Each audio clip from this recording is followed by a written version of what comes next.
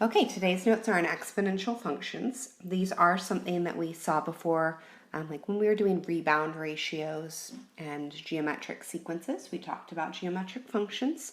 So you have seen this notation before, y equals ab to the x. And I wrote it in two different ways because it just depends. Some people have a preference for one or the other. So you can see there's that multiplication or parentheses. Both of them mean multiplication, so they mean the same thing, it's just two different ways to write it. So I want to make sure that you recognize both of them. You should be writing this down in your notes. If not, pause, grab your notebook, and make sure you write them down so you can get your stamp. Okay, as you can see, I have labeled A as the initial value and B as the multiplier. We learned that before. When we're doing it this chapter, there's going to be a lot of word problems involving these, and I think that it's nice to have questions. So when you're doing a word problem and you're trying to figure out A or the initial value, you should ask yourself, where does it start? And that might seem simple now to say, okay, yeah, initial value, where does it start? But when you are doing a word problem, it really helps, instead of just saying, oh, what's the initial value, to really ask yourself that question. And then the multiplier is, how does it change?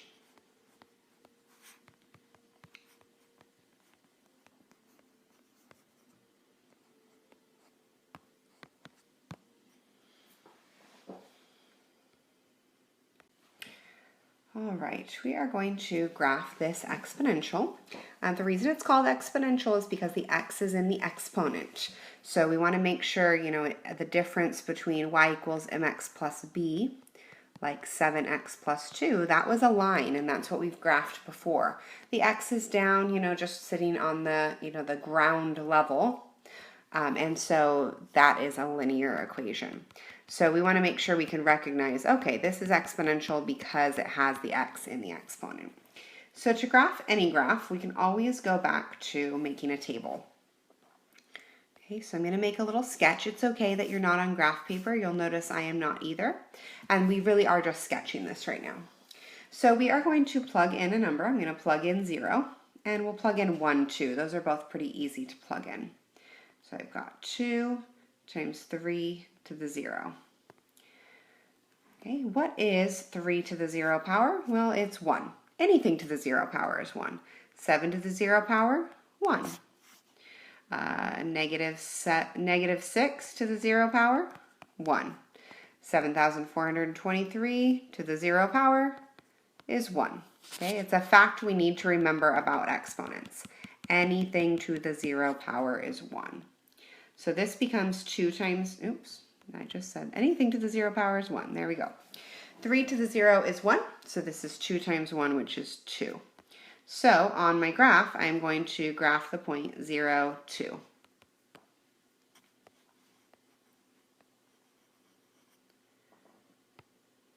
Okay, and then I'm going to plug in 1, so 2 times 3 to the first. 3 to the first, anything to the first power is just itself. That's 2 times 3, which is 6. So I am going to graph the point 1, 1, 6. Now I've got 2 points there. That's enough for right now. If we wanted to plug in a lot of other numbers, we could. Your calculator can also help you with that. But I'm just kind of having you try to sketch and get the general equation today. We did, like I said, we graphed these before, so you may or may not remember the shape. But here's what you kind of want to remember about the shape in general. It's got this dashed line, which I'm going to talk about in a minute, and then it swoops up. That's our general shape. We need those two pieces. So that dashed line is called an asymptote. Okay, and the asymptote is along this line here. Actually, let me use a different color so you can really see it. You do need to graph it when you graph these equations. So you don't have to use a different color, although you can. You should graph it as a dashed line because it is not actually part of the graph. It is just a boundary of the graph. Okay, it is called an asymptote.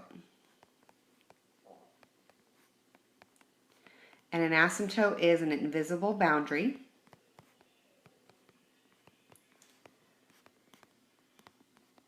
And on the graphs that we are going to look at, the equation for it is y equals 0. Remember, Hoy means horizontal line, y equals equations, and so we can see that asymptote is a horizontal line. And they will ask you that on the test. What is the y-intercept? Excuse me, what is the asymptote? All right, so now we just need to graph this in. Our graphs need to start very flat. They should really almost look like they are along that asymptote, and then they swoop up through those points. Let me try that again.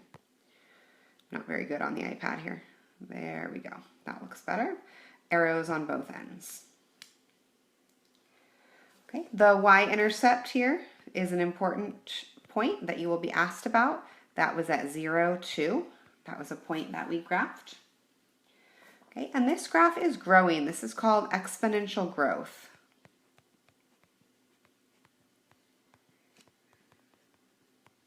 Exponential growth happens when our b value is greater than 1. B is greater than 1. And we can look up here in ours, we had a b is 3. So that's greater than 1. It's growing. You can see that it's going upwards. Another thing you'll be asked about is the domain and range of this graph. Now, it has been a while since we've done domain and range, so let's kind of talk about that.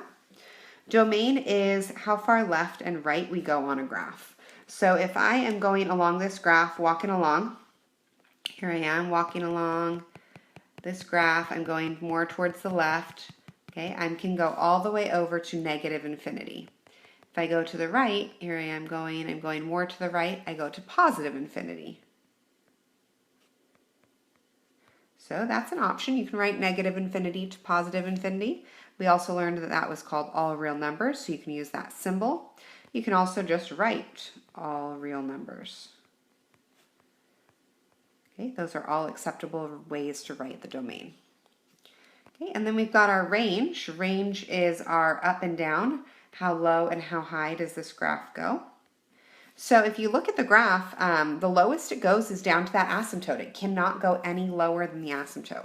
So the asymptote is at 0, and then we go upward, and it can go up forever. So 0 to infinity, you can write it out in words. I know some of you learned this notation using the parentheses, and some of you learned to write it in inequality notation like that. So it's up to you, whatever your teacher is using.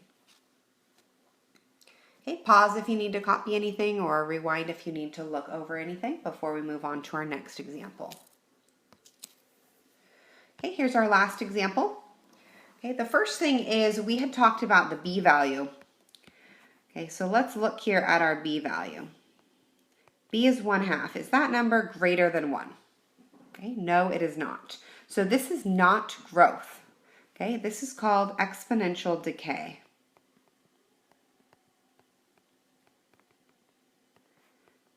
Most of what we're going to do is no different, but the end result, the end shape will look a little bit different.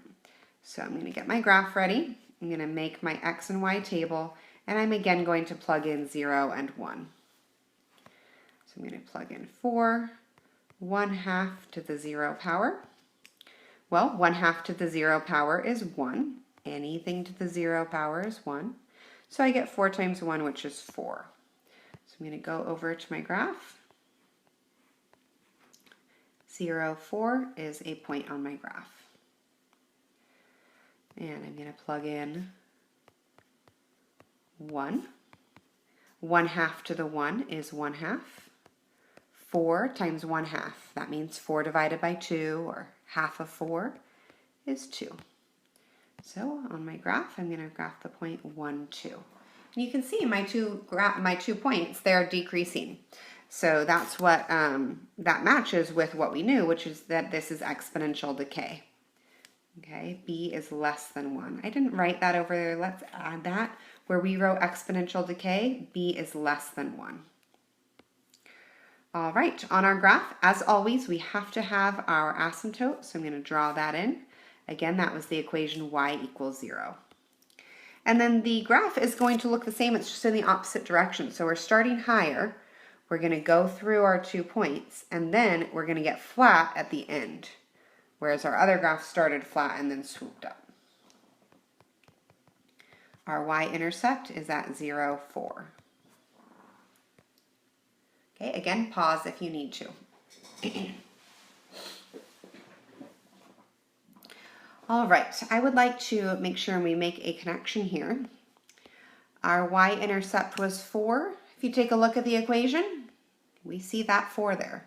That is not a coincidence. Let's go back to our other one. Our y-intercept was at 2, and we had a 2 in our equation. So the a value is your y-intercept. What we can do is we can use that to kind of give ourselves some shortcuts.